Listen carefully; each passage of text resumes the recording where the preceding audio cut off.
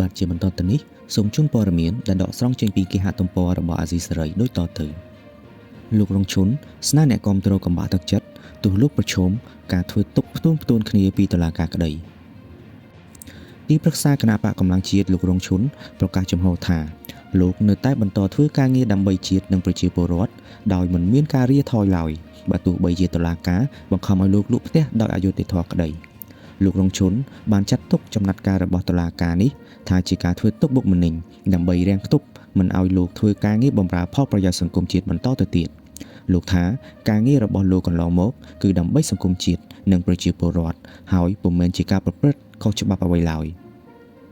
ប្រតិកម្មរបស់លោករងឈុននេះធ្វើឡើងបន្ទាប់ពីចៅក្រមនៃសាលាដំបងរាជធានីលោកស្រីយីសុកវូចបានបង្ខំឲ្យលោកលក់ផ្ទះរបស់លោកដែលមានទំហំទទឹង4ម៉ែត្រនិងបណ្ដោយ16ម៉ែត្រនិងមាន4បន្ទប់នៅរាជធានីភ្នំពេញអ្នកស្រីលីសុកវូចបានបញ្ជាក់នៅក្នុងដីកាចុះថ្ងៃទី27ខែមីនាដែលលោករងឈុនទើបតែទទួលបានកាលពីរសៀលថ្ងៃទី23ខែមេសាថាការបង្ខំឲ្យលក់ផ្ទះនេះគឺដើម្បីយកប្រាក់សងទៅដើមបណ្ដឹងដែលជាគណៈកម្មាធិការចម្រុះកិច្ចការព្រំដែនដែលមានមេធាវី2រូបគឺលោកឈុតបរវុធនិងលោកគួនសារឿនជាតំណាងដើមបណ្ដឹងកាលពីថ្ងៃទី18ខែសីហាឆ្នាំ2021លោកស្រីយីសុកវួយបានប្រកាសសារក្រមបង្គាប់ឲ្យលោករងឈុនកញ្ញាសុកនិកានិងលោកតុននិមលរួមគ្នាសងសំណងការខូចខាតចំនួន400លានរៀលឬស្មើនឹងប្រមាណជា$10,000ទៅគណៈកម្មការចម្រុះកិច្ចការព្រំដែនពាក់ព័ន្ធនឹងសេចក្តីថ្លែងការណ៍អំពីបញ្ហារបស់កសិករខ្មែរដែលបានបាត់បង់ដីធ្លីនៅតំបន់ព្រំដែនខេត្តត្បូងឃ្មុំទៅប្រទេសវៀតណាម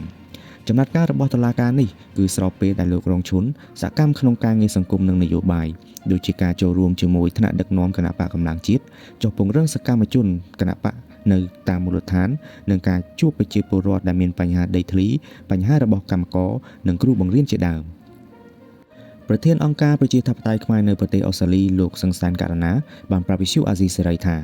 វិធានការរបស់តុលាការនេះមិនមែនជាការអនុវត្តច្បាប់នោះឡើយគឺធ្វើឡើងដើម្បីតែឲ្យលោករងឈុនជាមនុស្សលេចធ្លោក្នុងការងារជួយសង្គមជាតិដែលជាឆ្អឹងទទឹងករបស់រដ្ឋាភិបាលតែប៉ុណ្ណោះ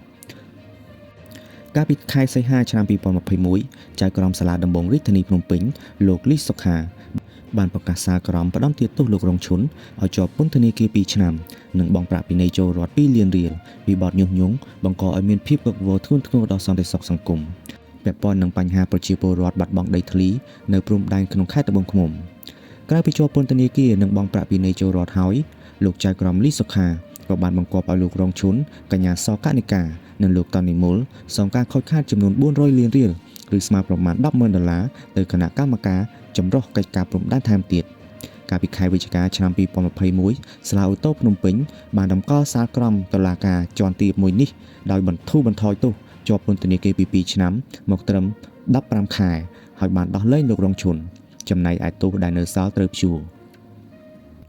លើពីនេះលោករងឈុនក៏កំពុងជាប់បណ្ដឹងនៅតុលាការមួយទៀតក្រោមបទមិនរៀងចាលក្នុងបទប្រឆាំបន្ទាប់ពីការផ្តន្ទាទោសបទប្រឆាំលើបទញុះញង់បង្កឲ្យមានភាពវឹកវរដល់សន្តិសុខសង្គម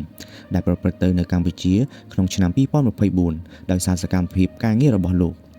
រងឈុនអះអាងថា